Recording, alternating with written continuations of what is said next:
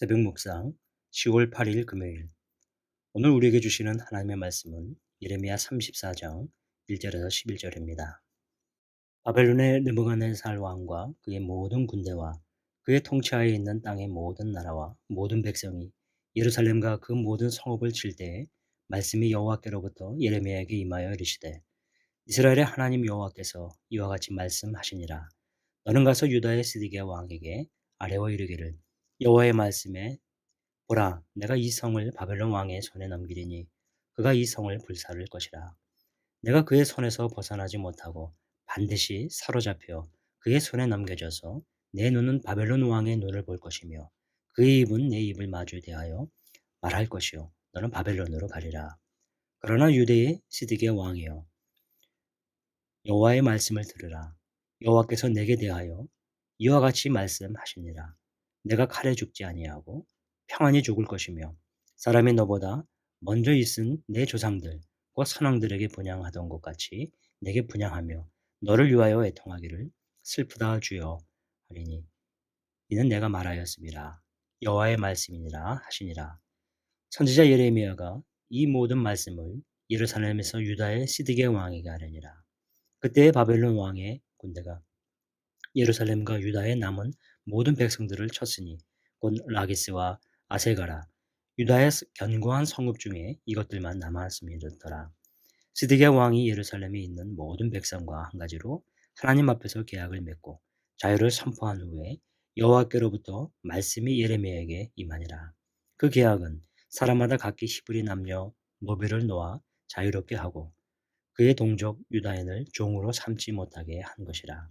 이 계약에 가담한 고관들과 모든 백성이 각기 노비를 자유롭게 하고 다시는 종을 삼지 말라 함을 듣고 순복하여 놓았더니 후에 그들의 뜻이 변하여 자유를 주었던 노비를 끌어다가 복종시켜 다시 노비로 삼았더라. 내 뜻이 아닌 하나님의 뜻대로 라는 제목으로 함께 은혜를 나누고자 합니다. 오늘 본문은 바벨론이 남유다를 칠 때 여호와의 말씀이 예레미야에게 임한 것으로 시작합니다. 1절에 나오죠. 바벨론의 느부갓네살 왕과 그의 모든 군대와 그의 통치하에 있는 땅의 모든 나라와 모든 백성이 예루살렘과 그 모든 성읍을 칠 때 말씀이 여호와께로부터 예레미야에게 임하여 이르시되, 매우 급박한 상황임을 알게 됩니다. 자, 하나님의 말씀이 시드기야 왕에게 내려졌는데 두 가지였습니다. 하나는 유다가 바벨론 왕에 넘어가고 모든 성이 불타게 된다는 것입니다. 2절입니다. 너는 가서 유다의 시드기야 왕에게 아뢰 이르기를, 여호와의 말씀에 보라, 내가 이 성을 바벨론 왕의 손에 넘기리니 그가 이 성을 불사를 것이라. 둘째는 시드기야 왕이 바벨론으로 포로로 잡혀갈 것이었습니다. 3절입니다. 내가 그의 손에서 벗어나지 못하고 반드시 사로잡혀 그의 손에 넘겨져서 내 눈은 바벨론 왕의 눈을 볼 것이며 그의 입은 내 입을 마주 대하며 말할 것이요 너는 바벨론으로 가리라. 이렇게 두 가지 예언입니다. 그런데 이 예언은 이번이 처음이 아니라 앞서 이미 32장에서도 예언되었습니다. 시드기야 왕은 이 예언을 들은 바가 있었습니다. 그 전에도 반복해서 언급되었던 내용입니다. 그런데 시드기야 왕이 듣지를 않아요. 듣지 않는다는 게 문제입니다.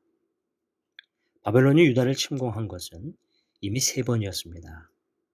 앞서 침공할 때는 유다성이 다 망하지는 않았습니다. 성이 파괴되고 많은 백성들이 포로로 끌려갔습니다. 이런 과정을 이미 3번을 거쳐 했었습니다. 그러나 이번에 침공은 이제 마지막이 됩니다. 이번 공격으로 유다성은 완전히 망하게 되는 것이죠. 그래도 하나님은 시드기야 왕에게 약속하십니다. 그가 이 치열한 침공 속에서도 죽지 않고 그의 생애가 평안히 마칠 것이라 하셨습니다. 하나님은 참 은혜로운 분이십니다.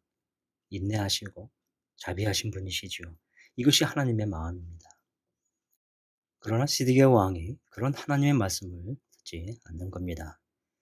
바벨론은 유다를 침공했고 라기스, 아세가라 성읍만 남고 모두 점령당했습니다. 상황이 이렇게 되니 시드기야 왕은 비로소 그동안 종으로 삼았던 노예들을 풀어주겠다고 하나님께 계약을 맺습니다. 그의 세상적인 지배욕과 권세욕, 특별히 애국과 동맹 맺고 자신의 방법으로 이 난국을 해결해야 했던 것을 내려놓게 됩니다. 노예 부리는 것도 자기의 힘을 유지하고 통치권을 지키려고 했던 일환으로 보여지는 것이죠. 결국 무너져가는 국가의 절박한 상황에서 하나님께 손을 듭니다. 모든 노예를 풀어줍니다. 하나님의 도우심을 구하고자 합니다. 그러나 이것도 후에 다시 하나님과의 계약을 깨고 말지요. 풀어주었던 노예들을 다시 끌어와 노예로 삼습니다. 시드기야 왕은 왕으로서도 하나님의 뜻을 거스렸고 하나님의 백성으로서도 주의 선한 뜻에 순종하지 않았습니다. 오늘 본문을 통해 하나님의 뜻을 구하는 자세, 순종의 의미를 살펴보게 됩니다. 여전히 자신의 권력과 힘을 의지하고 사람의 방법에 의존하는 모습을 돌아보게 됩니다. 사랑하는 성도 여러분, 우리도 지금까지 살아오는 동안 얼마나 많은 시행착오를 겪으며 지내왔습니까? 그리고 지금도 이런 모습은 여전히 반복되고 있기도 합니다. 그럴수록 중요한 것이 우리 뜻이 아니라 하나님의 뜻대로, 내 경험과 뜻이 아니라 하나님의 선하신 뜻을 구하는 길이고 순종하는 자세입니다. 오늘 하루의 일정 속에 이번 한 주의 삶을 돌아보며 혹시라도 하나님의 뜻과 상충되는 모습이 있는지, 뭔가 석연치 않고 불안하게 안고 있는 그런 일들이나 문제가 있지는 않은지 조용히 하나님께 내려놓으시기를 바랍니다. 내 것을 내려놓고 하나님께 의뢰하는 것이 어떠시겠는지요. 기도하겠습니다. 하나님이 여전히 시드기야 왕 같은 모습이 저에게 있지 않은지요. 권면과 때로는 경고를 들으면서도 신중하지 못하고 또 심각하지 못하는 저의 삶이 있지는 않은지요. 여전히 사람의 생각으로 저의 모습이 하나님보다 먼저 앞설 때가 또 있지 않은지요. 오늘 하루 가운데 다시 말씀하실 때 들으며 깨닫는 지혜와 태도를 또 그런 자세를 허락해 주시기를 원합니다. 주님 뜻이면 순종하겠다고 다짐하는 그런 하루가, 그런 삶이 이어지게 하여 주시옵소서. 예수님의 이름으로 기도하옵나이다. 아멘. 이어서 계속 기도하겠습니다. 먼저 말씀을 생각하며 사람의 생각과 뜻을 버리고 오직 여호와의 말씀을 청종하게 하소서. 인생의 경험과 의지로 되는 것이 아님을 깨달으며 다시 겸손한 삶이 되게 하소서. 환우들과 연약한 지체들을 위해서 또 기도합니다. 오랜 질병으로 고통받는 환우들의 아픈 몸과 마음을 위로하여 주시고 하나님을 신뢰하는 믿음이 무너지지 않도록 들어주소서. 돌보는 가족들의 마음과 영혼을 주님의 마음으로 위로하여 주시고 하나님을 향한 믿음을 놓치지 않게 하소서. 신앙생활의 회의감, 무기력감, 상처로 떠나 있는 이들을 주의 말씀과 사랑으로 회복시키사 예배자의 자리로 돌아오게 하소서.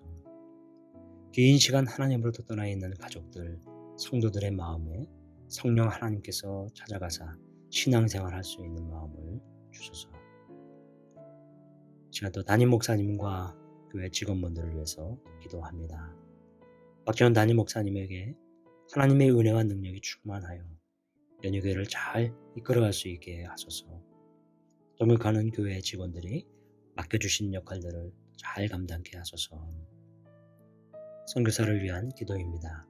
이찬호 송영희 선교사님의 사역과 가정을 지켜주셔서 아프가니스탄 땅에 남은 자를 보호해 주시고 탈레반이 하나님을 경외함으로 이들도 주님 앞에 돌아오는 역사가 있게 하소서. 방글라데시 팀 리더가 사역을 마치고 귀임하는 과정에서 리더십 공백이 발생하여 임시로 팀 리더를 맡게 되었는데 속히 팀 리더가 세워질 수 있게 하소서. 소천하신 키슈어보 선교사님 가정에 사모님과 두 딸이 아버지의 사역을 이어가는데 이 가정을 주님께서 위로해 주시고 필요를 계속 공급해 주소서. 환우를 위해서 또 기도합니다. 록 집사님의 눈 치료와 회복을 위해 기도합니다. 회복 가운데 지치지 않고 영혼을 강건케 하소서. 수험생들을 위해서 기도합니다. 코로나라는 어려운 상황 가운데 대학 입시를 준비하는 모든 학생들에게 하나님의 지혜와 영역 간의 강건함을 주소서. 수험생 이름을 보시면서 기도하겠습니다.